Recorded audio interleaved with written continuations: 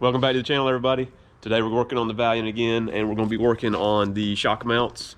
So on these Mopars, you have a shock mount on the lower plate for the leaf spring, and for you guys that's been around for a while, this rear end, you know, has a 3.5 inch tube on it, on the axle tube. So I can't find shock plates that will go under this except for these Durango shock plates, which came off of like a 2000 Durango. So what we're gonna do is cut the little tabs off for the shock mount for the Durango. So cut these off, and we just made a little template here. We're gonna cut us a piece of 3/16 steel and weld us in a little piece here, and then we'll have a stud come off of here at the proper angle for our shocks to come down. You see we have one of the shocks hanging right there. So anyway, that's the plan. Let's get to it. So as you can see on this piece of metal here, that's 3/16, and we have our little outline. We're gonna cut that out and make 2 of those and weld them in.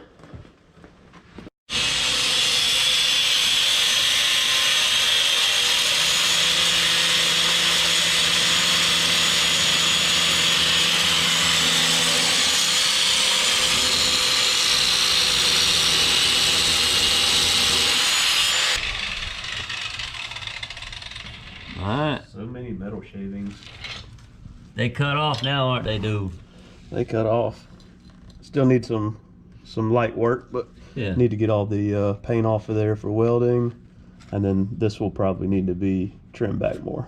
That's alright. This one's fine though. Cool.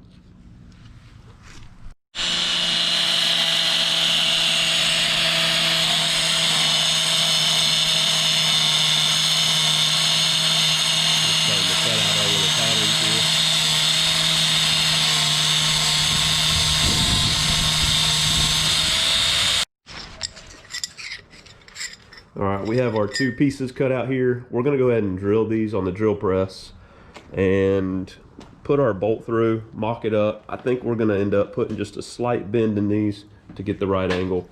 But yep, looking good. Got them cleaned off with the flat disc, and just gonna drill some holes.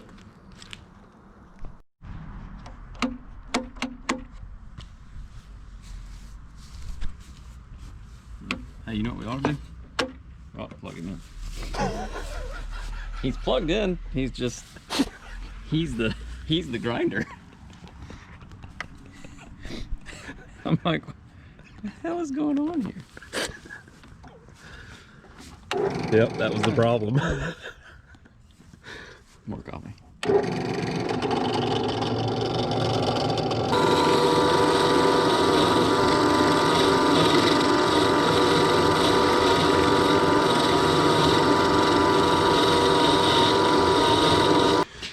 Let me show you what we have real quick.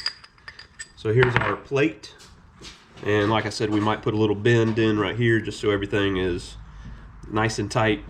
I'll show you underneath in a minute. So we have a 1/2 inch bolt here we're going to run through.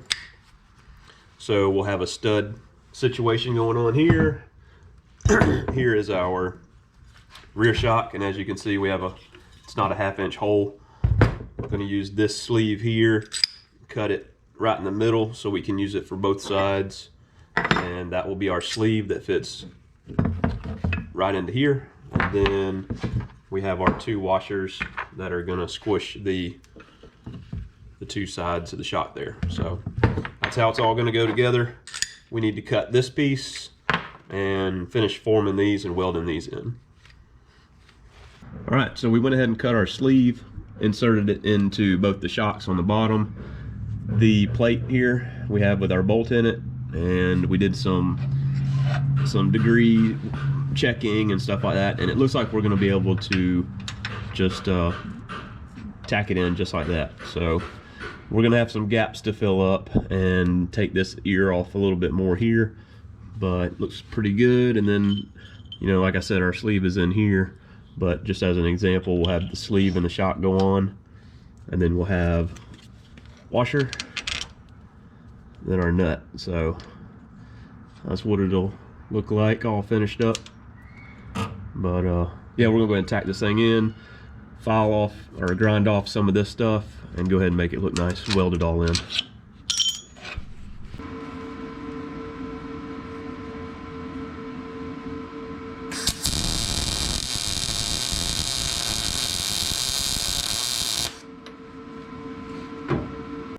All right, so we got these things welded on, and I went ahead and sprayed a little paint on it.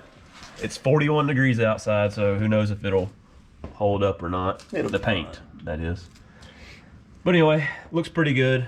And we have the shocks here. We're gonna go ahead and slide those on and see how it looks. We have, like I said, we have a bushing in here, or in the bushing, we have a sleeve that matches up with our 1/2-inch bolt. So let's go ahead and get these things on.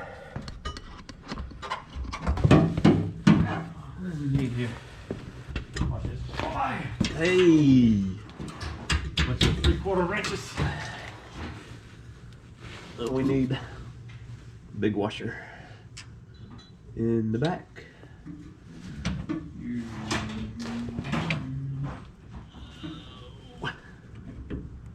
Handing that cold wrench up, guess.